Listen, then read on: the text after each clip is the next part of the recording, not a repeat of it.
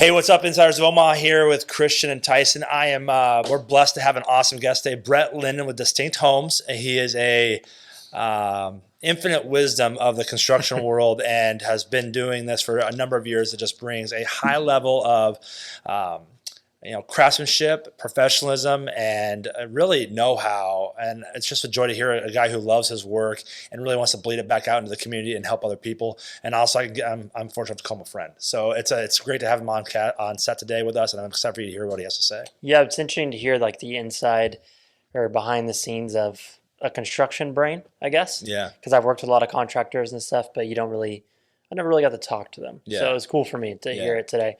Hey guys, as always, thanks for watching and viewing.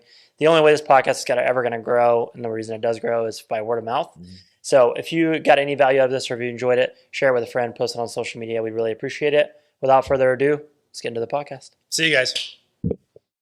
Construction-wise? Yeah. We are working on a spec house that we're going to be building. Mm-hmm. In fact, that you're involved with. Yeah.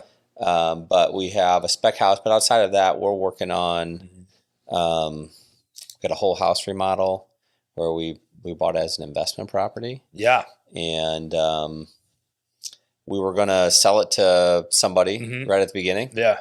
And so we built a plan based off of that, which was very different from the plan that I was going into the purchase with. Oh, interesting. In that I was going to spend probably quite a bit less on the overall remodel. But then this came up and it seemed like a good idea. Yeah. And actually the plan came together really nice. Yeah. So instead of maybe a couple $100,000 investment, it's turning into $500,000 investment. Now, I noticed one thing that you've kind of mentioned multiple times after what we've talked.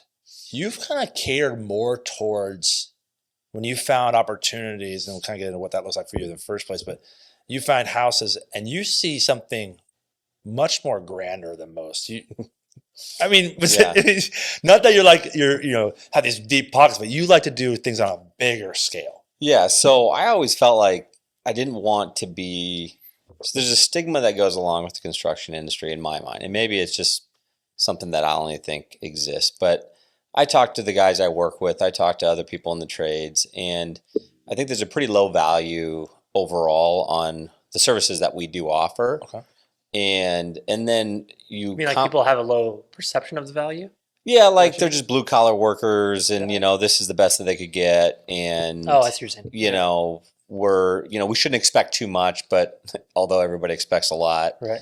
And that's probably not totally fair to the outside world, but it does feel that way sometimes, especially when we're working for other people. Mm-hmm. But when I got into the business, I was just fixing up my own house. So, I shouldn't say that. I started in college fixing up houses, but when I got into really investing in properties was my first home. I bought my first house. It had an opportunity to be fixed up. I fixed it up at night when I was going to my day job, after I went to my day job. And then, I'd live in it a couple of years. I'd skip the capital gains tax and I'd sell it for a little bit of a profit and then buy the next one. Well, what I found is that I didn't like putting lipstick on a pig. Like I wanted it to function well.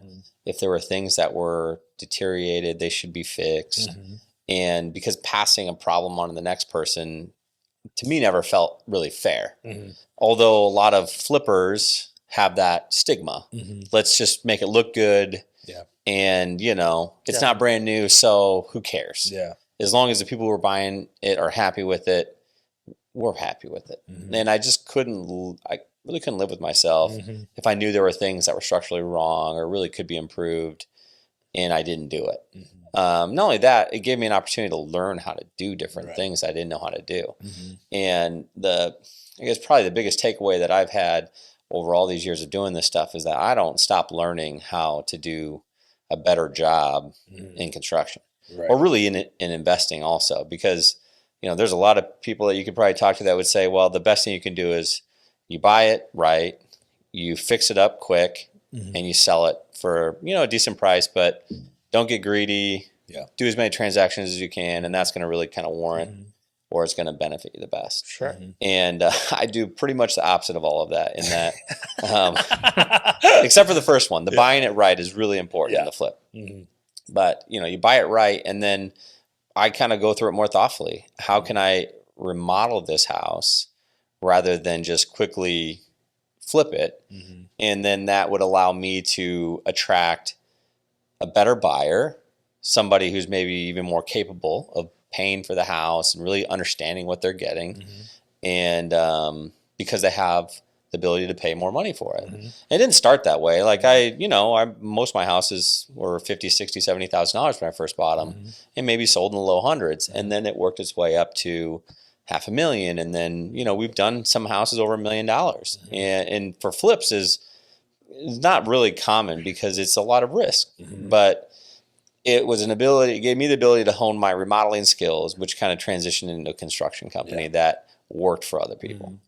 And without those experiences of, okay, we bought this right, we're spending a lot of time on it, making it look really nice, and people are seeing this because I'm posting some pictures and showing friends and, other realtors and colleagues. And so I hope, and I don't know exactly what our reputation is for home flipping, but the people I do know realize that we're always putting out a good product. Like there's not something that is questionable about what we're putting out, because if you've ever sold a home and you had a home inspector come through your house, and they told you all of the things that were wrong with it, Mm-hmm. and it didn't get under your skin a little bit, at least the first time it happened to you, then I will shake your hand and say, congratulations, because there's not a home inspection that I get that I look at and I say, I think they're just trying to find something here, because we really went through all of this. But then there's sometimes that you look at it and you're like, you know what? That's fair. Yeah. That needs to be fixed, or that needs to be addressed. And that's where, you start to realize that this is the same kind of mentality that a customer has too. Mm-hmm. So you hire me to remodel your kitchen, you're going to have that same kind of expectation. Yeah. And so you can have two attitudes about it. You could have it is what it is. You're getting a good deal. Mm-hmm. Or you're right. Let's make sure that you're as satisfied with the final product as I am. Or rather in reverse, I'm as satisfied as you are with that particular work. Mm-hmm. And that way I know that I've done what you've asked me to do. And so that's really where it started. Was How did you what made you do the transition from just flipping to doing construction? consistency. So 2007, really the market tanked. And Omaha was flooded with foreclosure homes. So I would see 10, 20 houses a week that would pop onto the market. And not the case now. Yeah. Not the case now. Well, and these were just foreclosures. Yeah. Right. This isn't just stuff for sale. There was a lot of stuff for sale even on top of that. Deal. Yeah. And I had a great mentor who kind of, showed me different opportunities. And he was a real estate agent. And he said, I'm going to call you. It's going to be a good deal, and you got to buy it. And if you don't buy it, I'm going to call the next guy. And if you don't buy it a few times after I've called you, I'm going to stop calling you. And I have one other rule. When you sell it with me. And you can't break that rule. Otherwise, we won't do business together. And, at the time I said, no, that's fine. That makes sense. You brought me a good deal. I'm going to take advantage of that. And then I'm going to reward you also with being, the agent kind of the headhunter or the, finding dog, the bird dog. Yeah. And so, in doing that, in kind of getting that experience up front, I realized that okay, this is a great business, but from 2007 to 2010, 11, 12 was great. But then the foreclosure market went away. Mm-hmm. And there are more expensive flips that you can buy. And that's kind of what we transitioned to, but it just wasn't consistent. It wasn't, you buy a house and maybe you have to spend 3 months fixing it up. Plus you're going to have 45 to 60 days to close, depending on who your buyer is, if it's an FHA or VA. Mm-hmm. And so you're looking at 5-6 months easily when you're flipping a house. Whereas, I can remodel your kitchen in 4 to 6 months. You've given me a deposit. We have a plan that we're working off of. And I can replicate that several times. Makes sense. Rather than having to be hunting for good deals all the time. And, you don't really know what you get until you open up the bag and look inside. Mm-hmm. You might think you do, but then all of a sudden it's not as great as you thought it was. So Yeah, which is funny to me because that's been my experience too with like buying investment properties. I haven't bought a ton, but a few. And my experience has been like the people that are really killing it that talk about investing on social media are the people that are selling courses on how to invest in social media. Right. Not so much the guys that are actually flipping. No. You can kill at flipping. Yeah. But it's a massive production and headache to be like killing it at that. Yeah. You got to have cold calling teams, calling property owners all the time, sourcing wholesaling deals. deal. Yeah, you got to be. It's a whole like operation. There's a whole system. Yeah. To get that going, and it's inconsistent. It's inconsistent, and you never know what you're getting into, like you said. Well, that's just it. Is like, and so, I don't know what the ratio of people who are investing in properties have a construction background or not. It's pretty low. I think it's probably low. Yeah, I guess so too. Because opportunity just brings all kinds of people in. It's not just construction folks. And so, and that's what I found is as I got more involved with my construction clients, I was less interested in the real estate investments. I've never met a flipper personally who's in construction. Yeah. Personally, that's a great point. I never have personally. I had, there's a property in my neighborhood where I live that had been abandoned for, 7 to 10 years. Wow. When I moved in 7 years ago, it was vacant. And it had been for sale before that. Someone had passed away. It was stuck in, court or estate or something. And no matter who you called, you couldn't find out who owned it. And so I was just waiting for it to eventually pop up. Well, so it pops up this summer. And I had bought a house next to me that this flip that I'm talking about that we're remodeling. And then that one comes up and I go, it'd be great. We're working in the neighborhood. We'll go for that one too. And it was about $150,000 more than what I paid for mine. It was smaller, needed more work, wasn't as turnkey. And Tyson called me about it actually. Yeah. He goes, "What do you think?" I said, "It's overpriced. You're never, unless you add on to it, you're never going to get more than what you put into it." Yeah. And I just knew it based off the price and the size. And I had walked through it when they were cleaning it out. I just kind of snuck in there and said, "Hey, do you mind if I look around?" And so I show up to our construction site a couple weeks after it had closed. And there's Someone bought it? Someone bought it. Yeah. There's a guy walking around looking for an extension cord. Because he's got to plug in the pump. Because there's a pump, they're on a well. For some reason, they're on a well. Wow, crazy! Because the elevation of the street, it's just unusual. Yeah. Which was another thing I knew because they're also have a lifter pump for their sewage, and so just things that like if they've been setting for 7 years, 8 years, 10 years, you just don't want to mess with it. Yeah. And so he goes, "Yeah, I need an extension cord to plug in the well," and I don't know much about. Do you have a well guy? And I said, "Well, who are you?" Yeah. Well, I bought this house up the street. I said, "Oh, the white one?" He goes, "Yeah." And he goes, "What are you doing here?" And so we start talking. And he goes, "How come you didn't buy that one?" I said, "It was overpriced."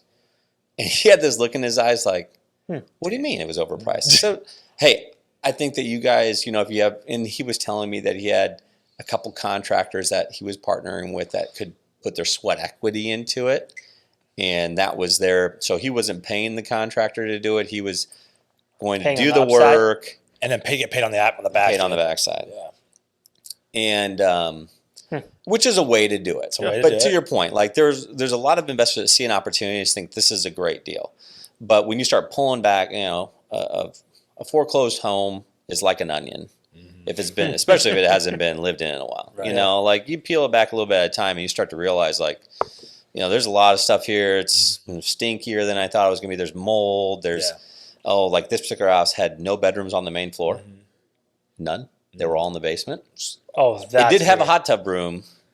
It's a bang room. It's 1970s style house. It's perfect. Only in the basement. How weird. Weird, right? How weird. And if you're in the real estate business at all, selling real estate, and you take a client to a home, and you're like, "Hey, by the way, this is a great house. You have to go downstairs to get to your bedroom." Yeah, that's immediate. You're going to cut off so many people. We're not going 80% of people no go on that one.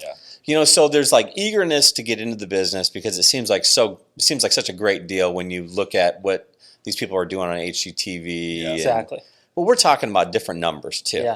Yeah. There's different levels of risk. There's different levels of reward. And in our market, the rewards generally aren't as high as like in California.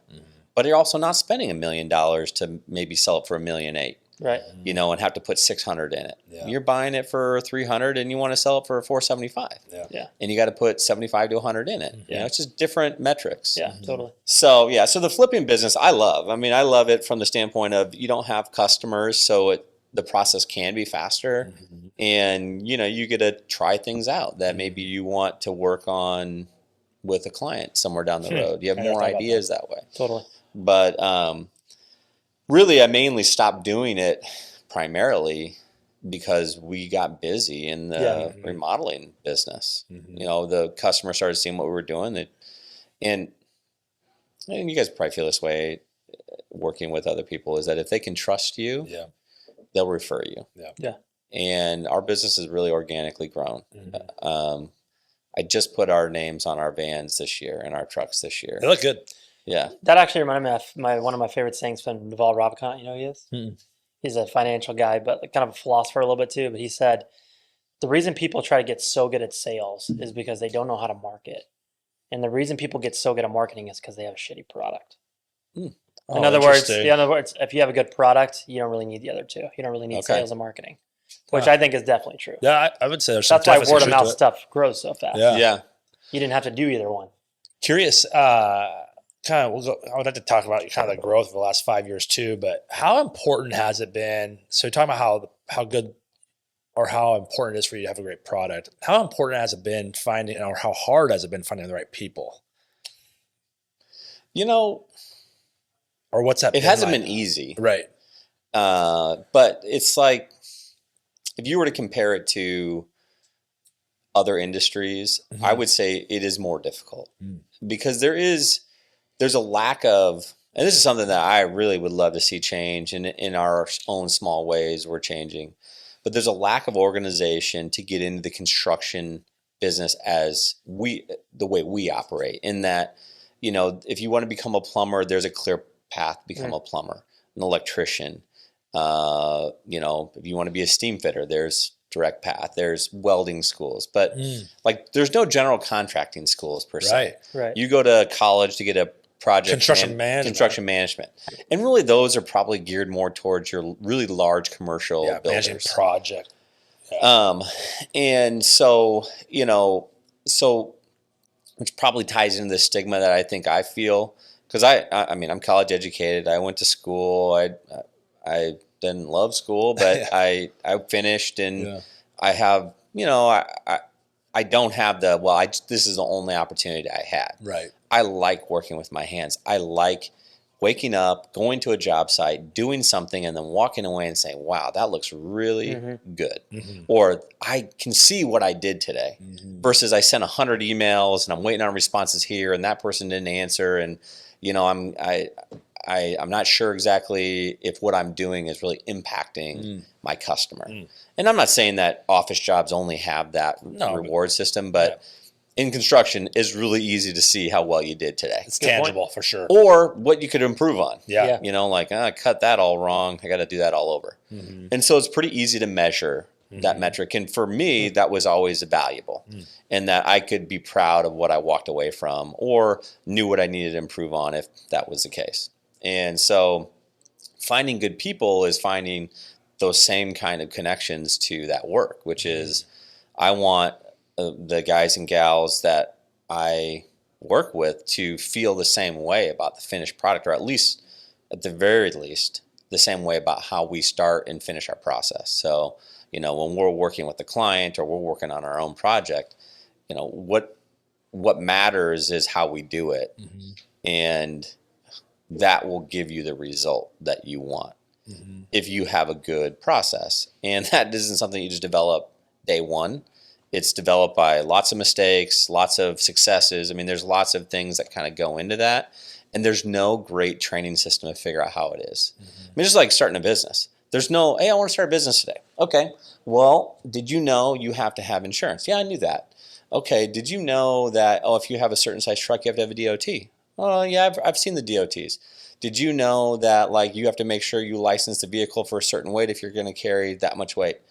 Well, I didn't know until I went to the DMV and they told me, well, how big's the truck? What are you putting in it? And they may not even say that the first time. It might be after you got pulled over by the state trooper and they're like, you're overweight. You need to go increase your vehicle weight limit on your registration, and then it's like, well, you don't have your letters or your DOT on the side of the truck, and you didn't use the right tie downs for your skid loader, and these are all things that don't come in a book, or we have. But you're also expected to know, and they're like, duh. Well, it's or you have an insurance agent that comes in and says you need this general liability insurance, and then you need these riders, and you need this and that, and the umbrella, and you're like, I don't even know what this stuff is. Yeah. And you're hoping that they're being honest with you and educating you. Yeah. But then they're also selling for their livelihood as well. So you have to, through experience, learn questions to ask to qualify what they're saying, and so that you're comfortable in what you're paying. Because running a real business costs money.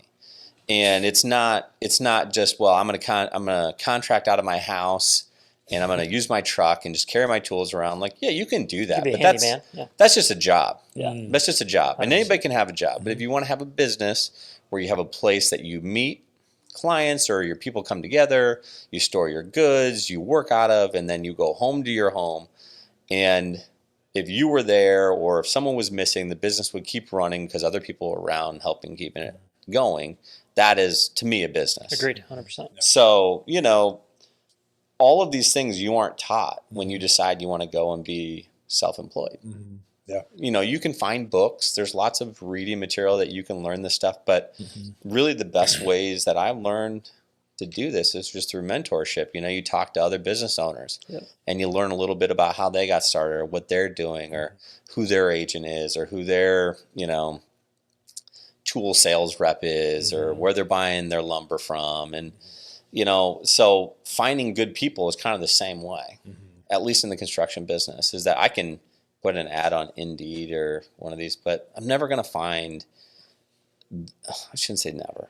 It's hard. We have not found, have not found a great candidate from Indeed or one of the other many sites that we've used in the past. So there's a giant spider. Look at that thing. It's massive. To your left, there's a giant spider to your left. Oh, yeah. This is a little guy. Anyways. But little guess today. I guess today. But so, near me, man. So crush that thing. the thing about like finding good people is that we have, oh yeah, get it. Get it. Oh, Dana, you. Now it's under me. Did you dodge? Did it dodge you? Oh, you're not going to get that. That's done. Okay, we're good. Okay. Good stuff. Back on track. Yeah. That's awesome. Big spiders in this office. Dude, I can't believe how big that thing was. That's crazy. It's fall. It is fall. Come inside. But yeah, so, finding the people was really just a matter of asking around. Yeah, really start to put out feelers all the time. Hey, like probably the best hire that I had to kind of get my job into a business happened 4 or 5 years ago, and it was a referral from an electrician I was working with. I just said, I need somebody to help me because I'm busy, but I can't do.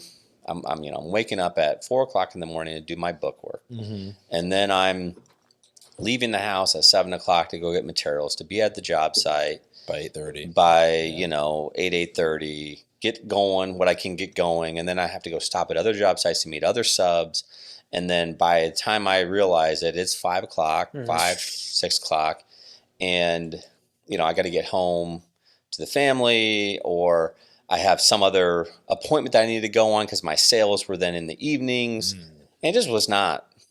It was not something that I could do forever. So what was the position that got filled? Yeah, so I needed somebody to be on site and run jobs. So this was a project manager, a job superintendent. Yeah, and he had some experience working for other contractor, but what he had was someone who cared about the process and the work and what the client felt, and he cared about his subs, and so he had loyalty, and he had skills, so he could do some of the work, a little bit of everything, and kind of similar to how I was working out in the field. And so within a month or two, I realized that I could not show up to the job site first thing in the morning and kind of focus on some other things. So you started to see some trust be built and then you're like, pretty quickly. Cow. Yeah, pretty Super nice quickly. of it. I think what's interesting too, you say that is, I've gone through some hiring stuff for some positions that I've had, and it can be really discouraging as starting out a business and you make a hire or a second hire and it's not the right person, you're like, and you just go right back into your old habit of like, no, I'm just it's hopeless. I got to do it myself. Yeah. But once you can press through that, I think you're like, there are people out there. You just have to keep looking for them, and give them a shot, and then take that risk. And then once you find it, it's like, okay, this is awesome. This is why I needed this. Yes, like you create the freedom, the flexibility. Well, and they start to compound on one another. Okay. So that happened, and then very shortly after that, ran into another person who I had known in, I shouldn't say previous life, but I knew him. Mm-hmm. And it was like, okay. And the other like obstacle I had in hiring someone that probably made more than I made ultimately, by the time you figure all the hours I was putting in and the money I was taking home, was that I had to make the decision, like, okay, I'm going to make less money this year. I might not make very much at all. Yeah.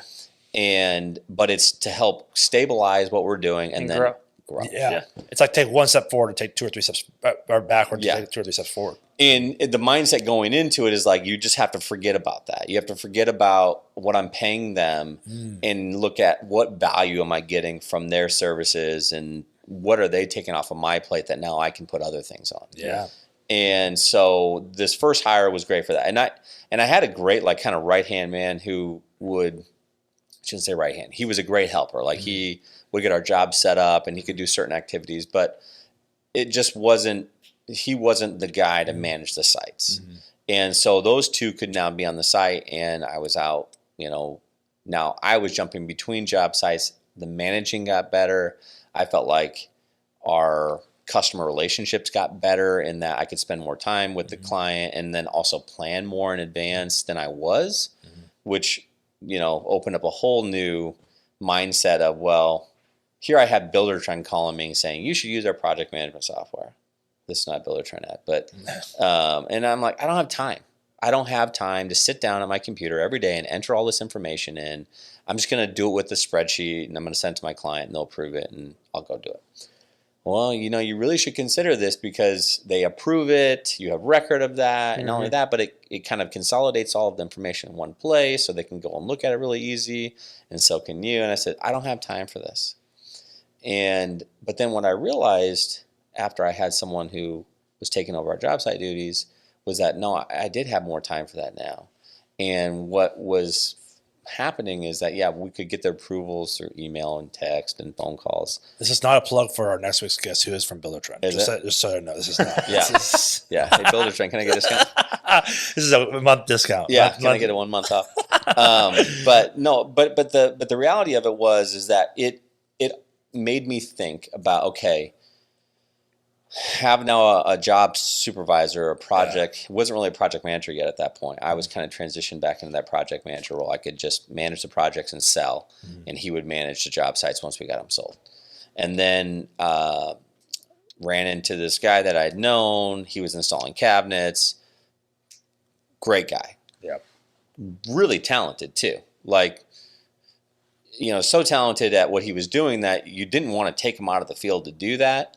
But the thing about it is, like, I don't prescribe to the idea of, well, my body's going to break down and I'm going to be some, decrepit old man if I do work with my hands and I get up and down off of the floor.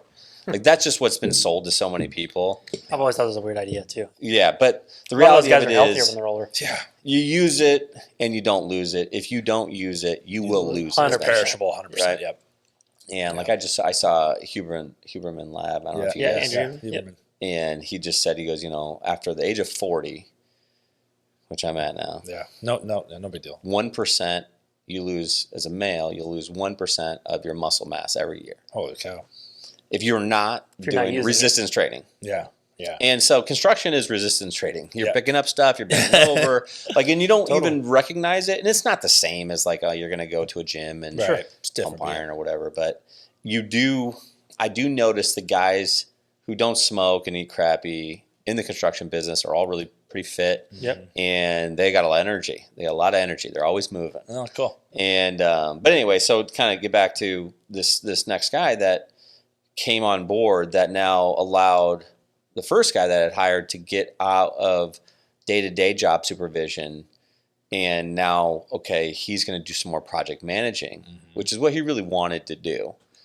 Now freed me up to step back completely and just focus on sales and, okay, how do we create this now I have kind of a business. It wasn't totally business at that point, but it didn't feel like it entirely. But how do I need to, all right, so we order a lot of stuff and we have a need for someone to kind of organize that and coordinate with the client. Hey, this is when it's coming in. This is what you want. Can you confirm all of this? And this is where Builder Trend started to come in. Like now we're using that a little bit better. Not great yet, but so then I'm going to hire somebody that helps me buy everything and coordinate the projects before they get started. And then as the projects are going on, this person, she's reaching out and just checking in with them, kind of dealing with any kind of issues they have, or, they're making sure that what is coming in isn't broken or is all You don't there. realize how time consuming ordering would be. All that little I mean, my stuff. wife does it So pretty much. fast on Amazon, so I always like, it's one off. But like, Yeah. I can't imagine you're buying projects worth of materials. Yeah. Like you're constantly searching SKUs. Multiple hours per project. Yeah. Tons and tons of time. Not only that, but you're also finding like, okay, you ordered it from vendor A. Oh yeah. Vendor A 3 weeks in says back order, we can't get it for you, and so now you have to try to get it from vendor B because you need it next But week. it's more expensive. And it's not vendor A's fault necessarily. No. It's just like, oh, the pandemic hit, and all of a sudden you can't get anything. Yeah. Right. Yeah. And so what you find is or what I found is that like having these people in place, especially when stuff like that happens, is that they're already on top of it. They're already doing it. Yeah. And so again, it kind of pulled me back into more of a management position where now I'm mentoring these guys on how I would like our projects to be handled. And then they're taking it and kind of adding their own style to it and how they want to formalize what I told them in a way that they can repeat, because the way I do something doesn't mean that's the way you have to do it, as long as our results are very similar or the same. Everybody's got a different golf swing. It's true. You don't have to have the same golf swing to get to the, to get to the hole. So, so hiring these people initially really kind of helped me turn it into a business. Yeah. And they were all, the first two were kind of out of the blue. Like I was a referral, ran into this other guy on a job site he was working for us on as a subcontractor. But then the next ones, again, were referral from another subcontractor I had. She had been working at a tile supply store in town, just wasn't happy, wasn't getting treated real well.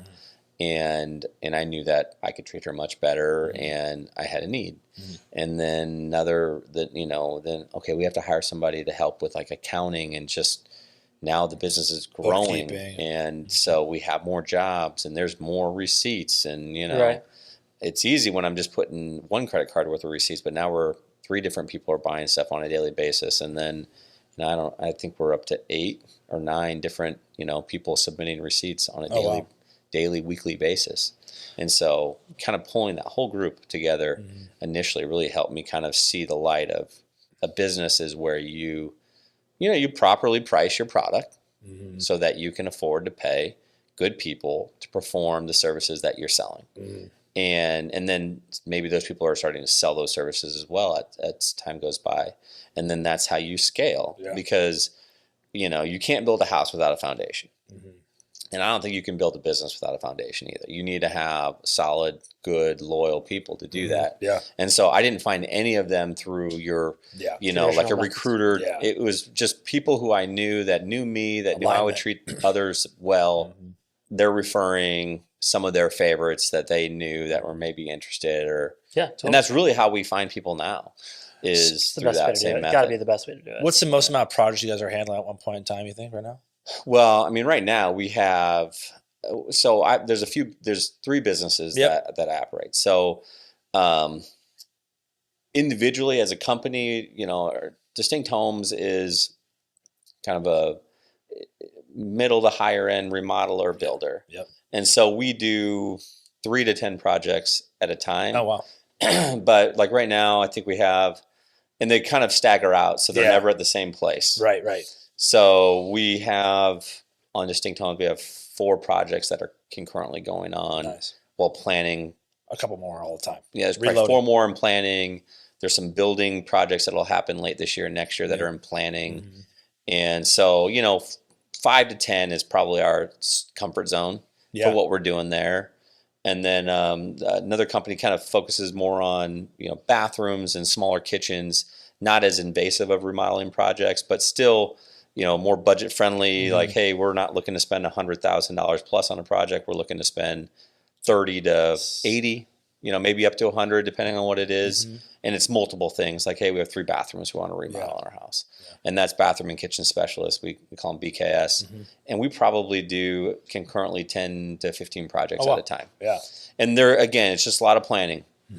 We plan and schedule, and then we utilize a lot of subcontractors for that particular business. Yeah, but for your business, you do a lot of in-house. We do a lot of in-house. Yeah, which is awesome. Yeah, so we have guys in the field doing laborious work every day. Now, just for people on the outside understanding that a lot of even the higher and remodel construction companies will share subcontractors, and they don't house a lot of their own craftsmen. Yeah. Where you have taken it upon yourself, hey, I like to house my own craftsmen. We can keep them busy enough so you can manage that process a lot more. Yes. I mean, and your timing's way better. Well, and I don't think there's anything wrong with either model. Yeah, no, it's different. They're just different. Yeah. And I like the control of my people being on site because I'd love to believe that everybody cared as much as we do about cleanliness and respecting someone's property. Yeah. And there's this saying, like, treat it like you would treat your own house. I've been in a lot of people's houses pre-construction, and they're not treated very well. So, I don't know if that saying holds a lot of weight because it's all relative to what you've been taught and how you've been raised and what you value. And so I tell people, let's treat it better than you would treat any place you go into, because my guys will tell you, what are Bret's 2 big rules? What does Bret say are always going to be caught by customers, are always going to be a problem if they're not done well? Number 1, cleanliness. If the job is dirty, not while you're working on it. Obviously, if you're working and there's some messes, that's fine. Even though I like to kind of sweep as I go when I was on site, but if you leave at the end of the day and there's a mess, the customer's going to notice. Yeah. And they may not say something the first time or the 5th time. They'll say it eventually. Can you guys please pick up your tools? Can you please sweep up? My dog's walking through this mess. My kids are in here. There's, clean. Just keep it clean. Take your shoes up. Put booties on. Put, tarps up. Put zip walls up. And we do a lot of like mitigating dust in job sites now because it's a big deal for people. But clean. It's got to be clean. Not only that, like, you have to look clean too. Like, you have to present pretty well. And then the second one is communication. Yeah. So if they don't know you're coming, that's a problem. Even if you, we were there the last 3 days, they should just assume. No, they shouldn't assume anything. Yeah. You should communicate with them. And that's the entire team. That's not just the guys going to the site. Sure. It's, our people in the office, includes me, is that we communicate really well with the clients for that reason, that we don't want them to ever have a doubt of like, what's happening next, or who's going to be here, or is nobody going to be here? And if we do both of those things really well, that sounds silly. All of the other stuff, it's not that we get a pass on, but we get a highway that has a higher speed limit to work at. There's more grace. There's a lot more grace given, and there's a lot less questions happening. Because, you might be a great craftsman, but if you do not treat people's homes better than they would, they're going to notice it. Even though, but that was already beat up. That door was already beat up. Like, I don't understand what they're upset about. Well, it's not your home. Yeah. It's not your thing. Yeah. So those are really important aspects to how do we make sure our clients are happy, and then how do we treat these job sites. And I want the guys to get used to doing that, because the more they're used to doing it, the less it becomes something to think about. Well, it's more of a culture thing. It's a culture thing. That's one thing I noticed. Like, I think with you being able to control, you say the control the process, but I from my outsider view, I see it as it's more of your signature. As like when you start to share a lot of subcontractors, you get a lot of like vanilla output. Like, it's all very similar. You can kind of almost see the signatures kind of the same. When you have it own internal, it can be a detriment too. But in your case, the style comes out of your own personality, of what that group is when they're kind of, you own the whole process and you can kind of put your own mark on it, where if you're not, you're kind of sharing the mark of everybody else because everybody else is using the same stuff. Yeah. I think that's really neat. Makes sense. Yeah. 100%. Well, and the client gets to know your people. Yeah. And they probably have a greater relationship with them than they ever do with me. Yeah, sure. Yeah. You know, and I've gotten out of the sales part of it. The guy that I hired that kind of helped me springboard this is now selling. Good. Which is great because he's selling and then transitioning the project. And but they get to know them and their personalities and their families and what they're interested in. And honestly, like that was always one of my favorite parts of the job, was knowing that my customer kind of cared about me in some way. And not that I don't care about that now, but I'm glad that the guys feel that way. Right. You know, I had a client recently ask, you know, hey, what does so-and-so like to have to drink after work? And that's huge. That's cool. It's so nice that they are thinking about the client, or, you know, the client's thinking about my guys. They're enjoying it too. And that means that he's going above and beyond for them in some way. Totally. At least that's how I perceive it. Yeah. But so, I mean, growing the business has just been really organic, kind of the same way I got customers is the same way I've hired people, is that I want people to want to come work for us. Like I've heard, you know, they're trustworthy. They, you know, do good work. They care about the process. They care about the people they work for. And, you know, there's opportunity. That's the other thing. It's like a lot of people get stuck in this idea that, well, if I'm a carpenter, I'm always a carpenter. Yeah. No, you don't have to always be a carpenter. You can be a carpenter for 20 years and then decide, you know what, I want to do job supervising. I want to now manage that job site, and that all that skill that you've learned and experience you've had over 20 years, you can use towards managing the site. Totally. But I think there's just a lack of opportunity for people to see that as an option. Yeah, vision. Because there's not a coordinated effort for general contractors, no blueprint, remodeling, new home builders. Like there is for commercial stuff and there is for specific trades. There's a carpenters union. So there's, you know, you can go and do specific training for that. And I think, you know, there's schools around town, Metro, the Kiewit Institute, I think is also kind of training people to be in the trades, because they're really something that we're going to need. Massively. We already need it now. Yeah. But it's something that we're going to really see becoming more popular. I mean, I was just talking to a guy I work out with in the morning. And she does payroll for an electrical company, and the amount of money these guys get paid, dude, is it's like, it's astonishing to me that people are deciding to go to college. Oh my gosh, yeah. When, you know, these guys are making six figures out of school. Out of 5 years into their career, they're six figures plus bonus benefits plus side work. You know, it's 40 hours a week. It's not. You're traveling Monday through Thursday, and you know you have deadlines, and you're working all night long because your corporate boss is telling you this is what has to happen. And you know, it's really. I hope one of my favorite guys to kind of listen to about this is Mike Rowe. Mike Rowe, with Mike Rowe? American Jobs. Yeah, and Dirty Jobs, right? His Dirty Jobs. Yeah, Dirty Jobs, and then he's got a similar. He's got a podcast too. Oh, okay. But you know, it's like we've been kind of told for since we were kids. Yeah. That, you know, college is kind of the goal. Yeah.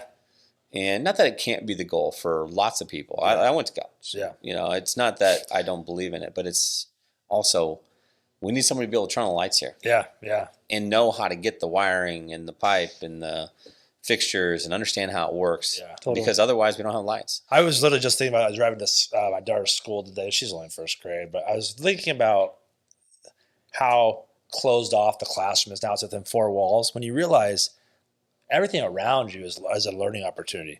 How these telephone poles get in the ground? How does that work? Or you know, how did they figure out to put the intersection here versus somewhere else? How was that laid out? I mean, there's so many places to learn that are just on our daily path. You know, it's fascinating. I had heard from a guy I went to high school with. He had posted something years ago, and he said, he made the comment. He goes, you know, rather than spending $100,000 plus on my college education, I should have went to some place that I wanted to work or that I was interested in. Yeah. And said to him, listen, I don't have any skills. I'm not college educated, but I like what you do. Can I learn from you? Yep. And you don't have to pay me anything. I'm going to use the money that I would have used for college to live. But once I learned enough that it's valuable enough to pay me a salary, I ask that you do that, or an hourly rate. Yeah.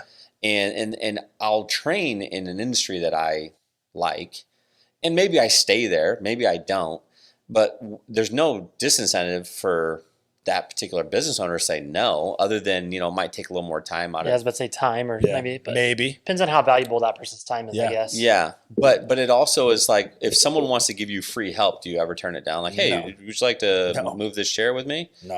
No, I would love to help you. Great. You take the help. Yeah, totally. So I think that, maybe it's not realistic in every instance. Sure. But it's very doable. But most time it would be. I mean, we had somebody just come up to us the other day, like, hey, my kid's really interested in this. Can they sit down and talk with you about something they could just help with? Yeah. And now we're like, yeah, that's helping. Now let's see how we can compensate them for it. I mean, this is like a 17-year-old kid. Well, I mean, it's called internships, right? Yeah. We already have internships. Yeah. So, but the internships usually come from like, well, I'm in college, and so I'm going to intern in my major. Right. But it's like, well, hold on a second. How many majors do you have, or how many classes did you take that you remember what you took? No. And every detail of it. Nothing. Very little. I mean, and I'm not probably the best person to ask about this, but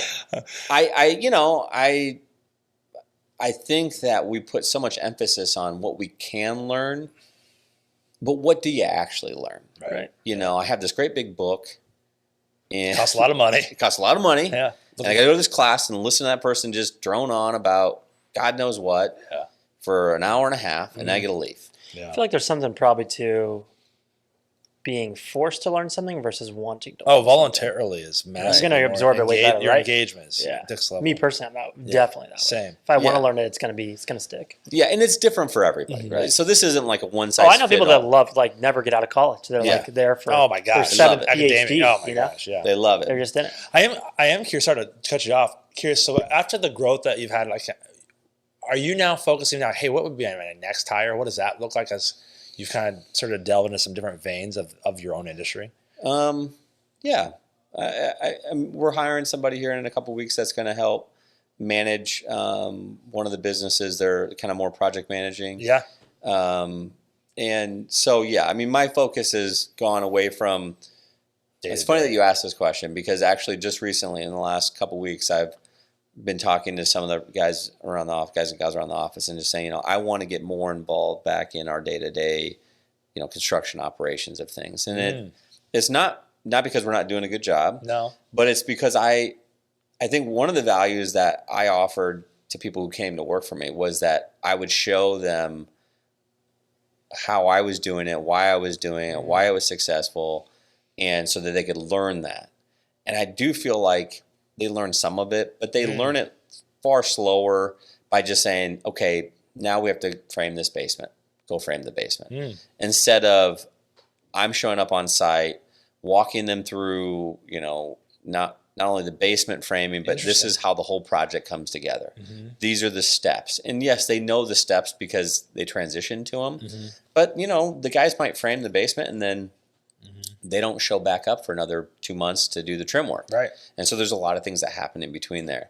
So I just feel like if I get back on site a little bit more and I get a chance to kind of talk to them more about, hey, how the projects are working and why we're doing it this way. And, framing a basement is pretty simple, but this house flip that we were doing, I mean, the guys have been, they demoed, and then they framed, and then we framed some more, and then we decided to add on. And so we framed the additions, and we're doing things that they don't do every day. Right. And then they're patching in siding, and then they're putting soffits on, and they're just doing stuff that we know how to do it, but we just don't do it all the time. Yeah.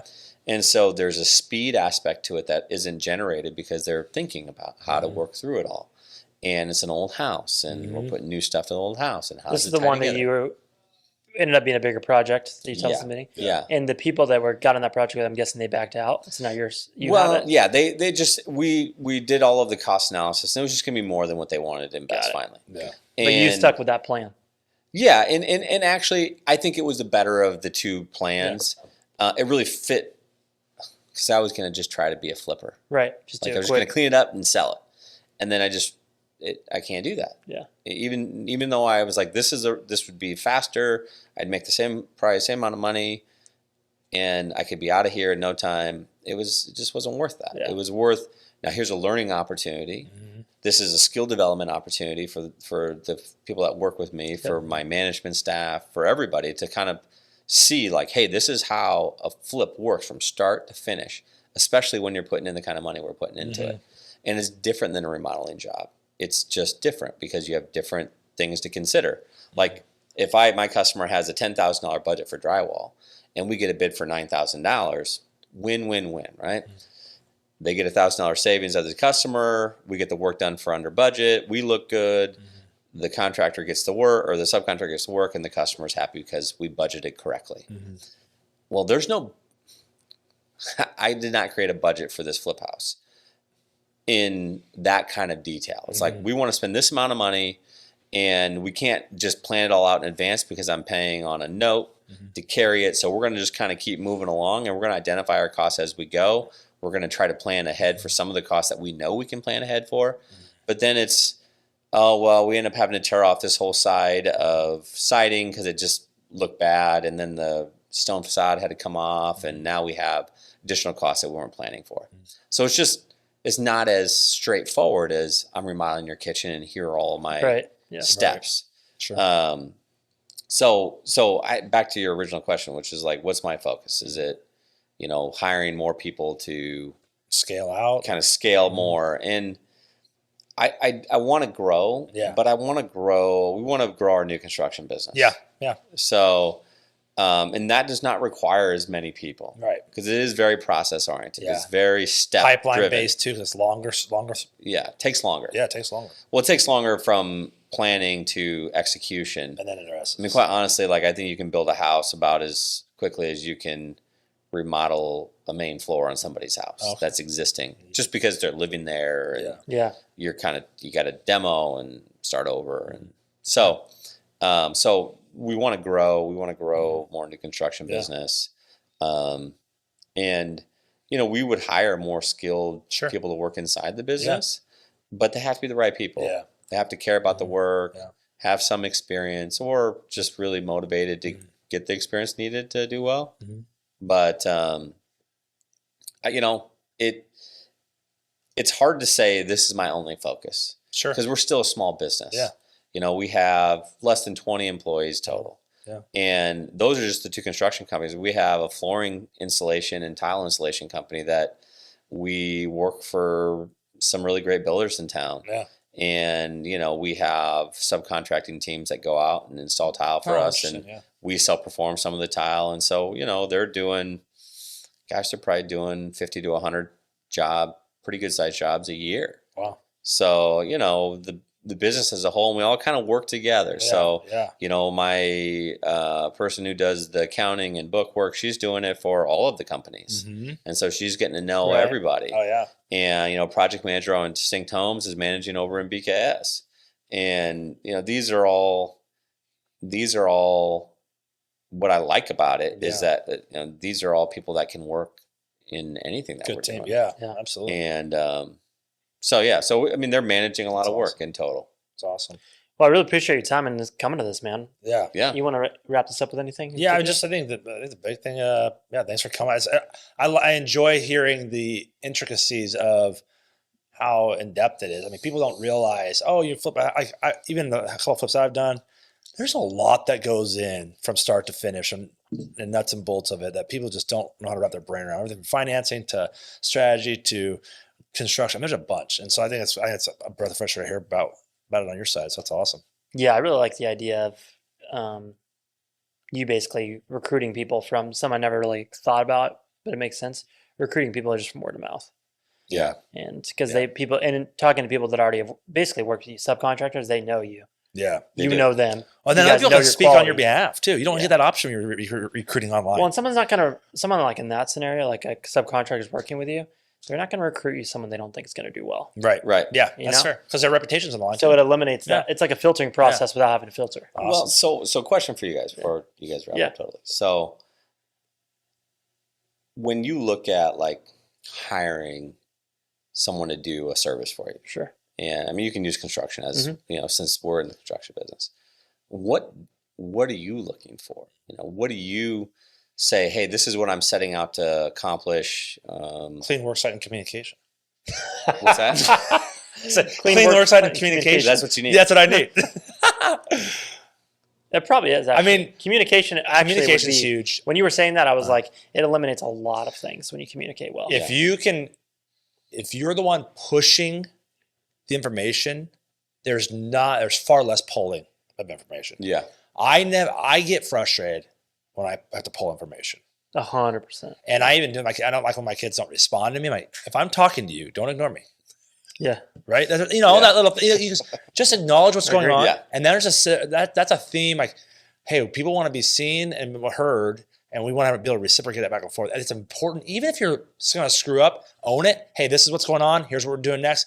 That communication, like you said, gives you way more runway. And then also pride in their work. I want to make sure that they're confident and competent, and they take pride in their work. Trying to like actually think about what I really do. And I think I want to be communicated with without me having to initiate the communication is a big deal. Mm-hmm. And also I want to know that the people I'm hiring, they're going to get it done, and I don't have to think. I don't have to worry about it. Yes, I don't have to think about it. They're not going to ask me 1,000 questions. They're just going to run with it. We have the plan in the beginning, and they don't have to go back and forth. And you want to work with something that I always want to work with something that I would pass along, because I'm a connector by nature. I want to be able to move that person down to the next person that I know. Because they're a good job. As little, this is maybe something bad, as little thought or effort I have to put into it is what I look for. Yeah. And know that they're going to be good. Yeah. I mean, I don't think that is very different from what we run into all the time. Yeah. But the reason I ask that question is because it's, how do you marketing and sales? Yeah. Marketing and sales. Like, I've never liked selling. Yeah. Selling is not comfortable to me. Mm-hmm. Being genuine in what it is that we're doing for you, like, I really care about it. I tried to sell life insurance when I first got out of college. Yeah.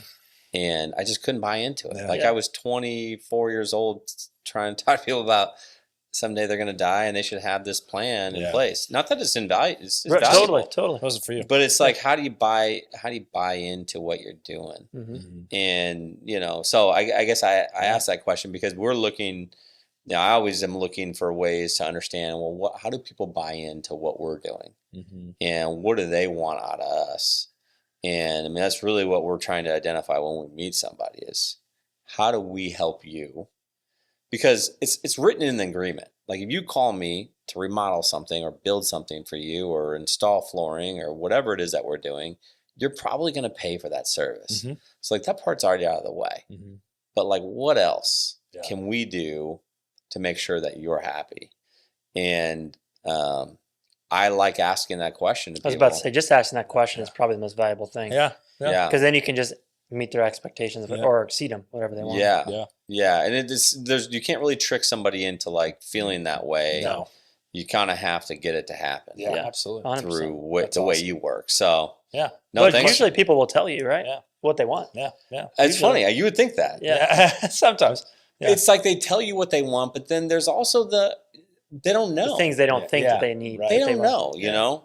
I heard really great, and I know you guys want to wrap up, but I heard really great, another contractor say, I got a budget of $100,000, let's say. Mm-hmm. That's what my budget, I want to do all of this. I want to add on to my house. Mm-hmm. And he said, I've got more positive feedback and actually positive outcome from saying to that person, that is not enough for what you want.